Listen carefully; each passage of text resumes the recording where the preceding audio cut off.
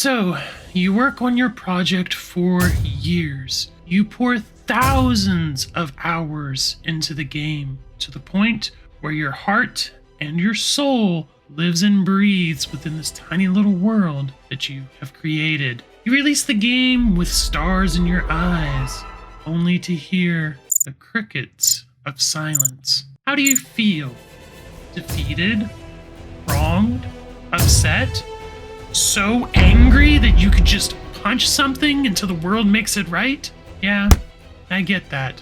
See, if you're anything like I was, you chased success by trying to build a community of followers, getting a great score by a game news outlet like IGN, or making enough money to survive to make the next game. After all, what could be better than that? Well, what if I told you that those ideas are dangerous and chasing success like that is broken and bound to lead to those results? It's like building a house made out of paper. There might be some good design ideas inside, but its foundation is weak and it's likely to fall over before the project is even finished. So let's redefine success on our own terms. A definition that focuses more on the journey and our own personal growth rather than external validation. One that lets us build games and not anxiety. In order to do that, first, we need to acknowledge how we currently define success now and why it's wrong. Look at the textbook definition of success, which looks at achieving a goal, fame, wealth, and it barely mentions anything about failure. Those definitions are so problematic because with the internet, the bar for fame, wealth, and social status keeps climbing. Of course, our own society doesn't help much here either. I mean, for example, our own grading system here in the US is based around letter grades. A for great, B for okay, C for meh, D for bad, and F for failure. The reason I'm telling you all this and how it relates to game development is that we often see our games in a very similar fashion. The constant elevation in what good quality means makes the traditional definition of success harder to reach. For example, pixel art, while still having tons of people who love the style, is nowhere near as popular as it was 20 years ago when pixel art games were a lot more mainstream. So, while programming tools are now more easily available, other areas of game development only get harder. Also, instead of chasing good grades, we as game developers chase downloads, good reviews on games, or a following on social media. Let me give you a solid example. First of all, the idea of working on the game is great, as I hope many of you get joy out of seeing your project slowly come to life. So, we're off to a good start, yet I doubt many of you out there want to do this as a permanent hobby. So let's consider scenario A. You start to share your work online on places like Twitter, X, and nobody seems to care. You get very little likes, and nobody even mentions wanting to play your game. It stings a bit, but for a time you push through. You have no idea really why you're doing what you're doing, but you know you need to market. Over time, maybe the likes improve a bit, but it's nothing compared to what you see other projects get. Frustration begins to build as you fall down a rabbit hole of trying to figure out why your game is not attractive enough. Eventually, you fizzle out completely and your project dies. Maybe at some point you pick up a new project, or maybe stop development forever. In the next scenario, maybe your game does get enough attention to keep you going, or maybe instead, afraid of what people might think about your project, you barely share it to avoid the problem in the previous scenario. Yet, on release, it doesn't do well. Either the game does not rate well and you make very little money, or maybe the game does rate well, but you still make very little money. Your hopes are crushed and that paper foundation begins to crumble. You decide that game development is not right for you and you don't have the money to keep going. Same as before, now deflated and defeated, you stop game development forever, or at the very least, try to find success in a new project. All of this to say is the mindset of getting people attracted to your game can easily create an atmosphere where we either bully ourselves, bully others, change projects or quit game development for something else, especially when things go wrong. And when we consider something a failure, the relentless pursuit of external validation leads to words like, well, my game failed, so I'm a failure, or blaming an audience as the problem around the so-called failure. The truth is, chasing external validation like this is a fool's errand. We need to break away from these traditional beliefs of success and create a more stable version. Recently, I listened to Mark's book, The Subtle Art of Not Giving a Fuck. In that book, he mentioned something known as the backwards law. The way that this applies to game dev is that we can achieve success by not trying to achieve success. I know, a bit of a conundrum. Well, an example to this would be, to be good at marketing your game in terms of social media, we have to stop chasing the likes, the comments, and the external validation, and eventually, the good marketing will come. But that's not super helpful. However, when we shift the idea a little, things begin to become more clear. For example, suppose you go to make a social media post. The social media post does poorly like it did before. However, the goal of the post this time wasn't to get a bunch of likes or followers. Instead, it was for you to get more experience in marketing as you try to figure out what works or what doesn't work for your brand. Did you succeed? In this case, yes. So what happened here? Well, simply put, we just changed the metric in which you define success. Instead of searching for external validation in terms of likes and comments, we kept the goal internal. From the post, you got a little bit of experience in marketing, and you figured out that this post for your brand did not work at this time. Thus, picking things that you can control is super important.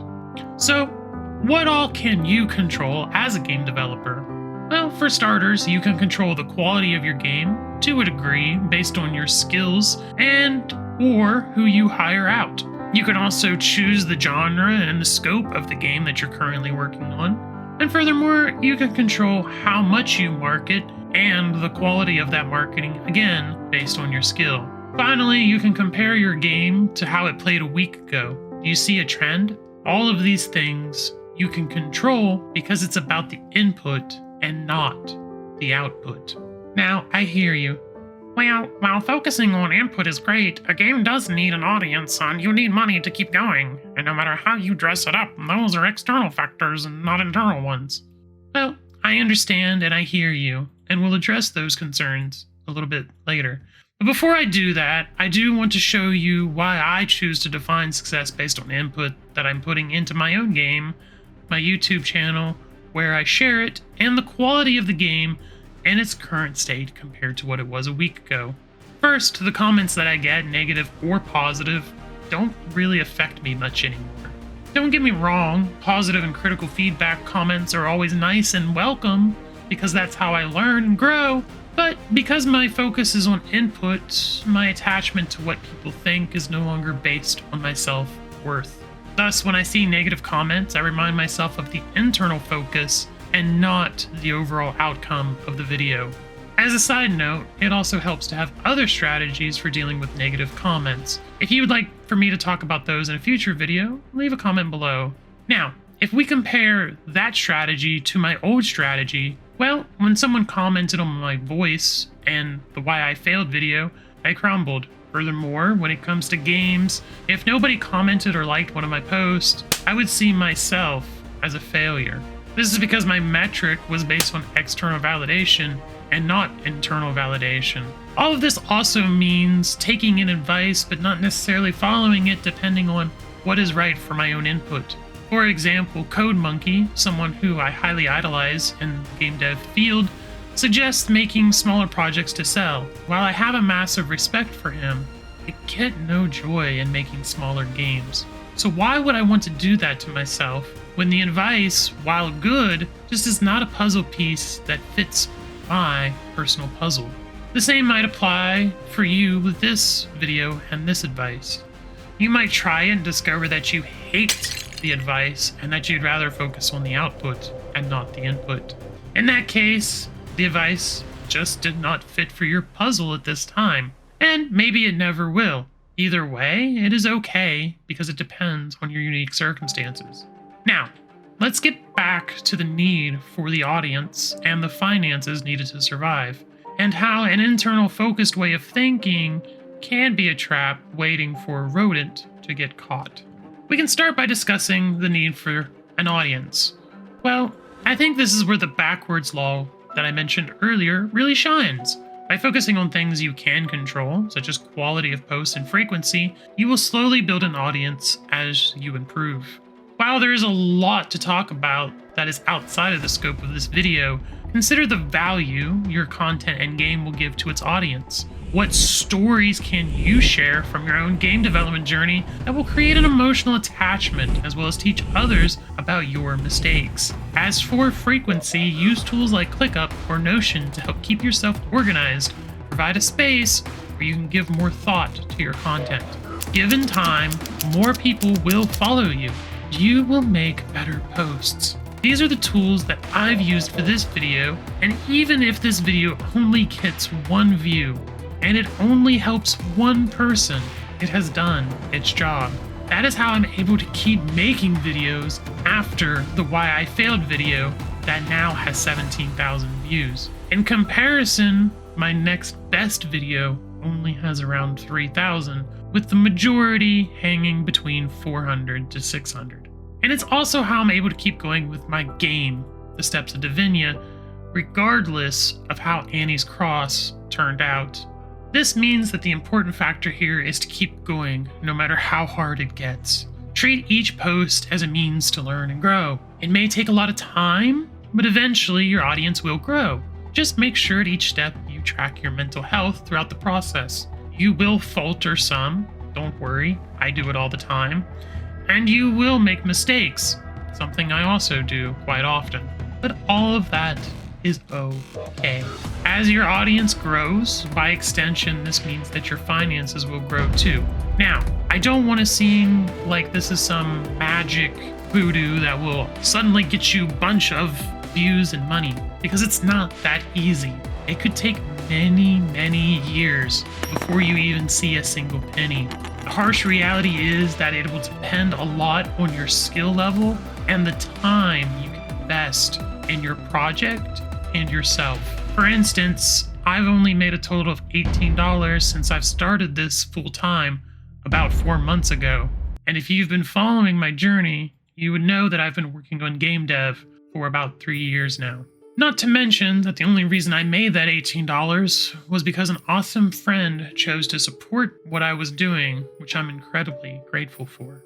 So I get it. I struggle a lot with the idea of finances. And unfortunately, there is no super great answer here, or at least there isn't one that I've come up with. What worked for me is that I cut back on expenses, chose to work one part-time job over 2, and I'm fortunate enough to be in a position where I can do all that. I realize that's not ideal for everyone, but I do think there are often more options than what we give credit to. For example, I know some game devs try freelancing gigs, doing YouTube like I am, or Twitch, or setting up a Patreon for support, or seeking aid through family or friends. Basically, do what you can to minimize expenses, keep risk low, and still find the time to work on your project. The point is there's no one good way to do this. It's all about finding what works for you. Just keep going, figure that out. So in 2024, let's say goodbye to validation fatigue by not chasing external validation, likes, comments, and sales on our games. These are very fragile ways of building a game that will leave you feeling betrayed or angry if things don't work out. Instead, we should focus on our own input and what we can control, such as the quality and the effort that we put in. That way, the only real failure comes from not putting any input in at all. This will leave you feeling more motivated and less stressed when it comes to working on your game. And before we end, I do want to mention that a lot of this content is based on the book, The Subtle Art of Not Giving a Fuck. Without that book, this video and my own approach to success would likely be very different. Thus, consider buying the book, or at least giving it a listen to on Spotify if you found any of this information useful, or if you want to find out more. Anyway, I do hope you did find the information useful, and if you did, it would mean a lot to me if you could discuss your definition of success for 2024 in the comments below. Also, consider giving the video a like and subscribing to the channel for more videos like this, where I talk about the struggles of game development and how we as individuals can overcome them by changing our frame of mind. I look forward to seeing you all there and next year in 2024, where we all find the success that we are looking for. And if you want to see more of my failures and how I came over them with my own story so you can avoid those same failures, then check out this video here. And until next time, stay awesome, keep creating, and remember to spark the imagination in 2024. Take care, happy holidays, and goodbye.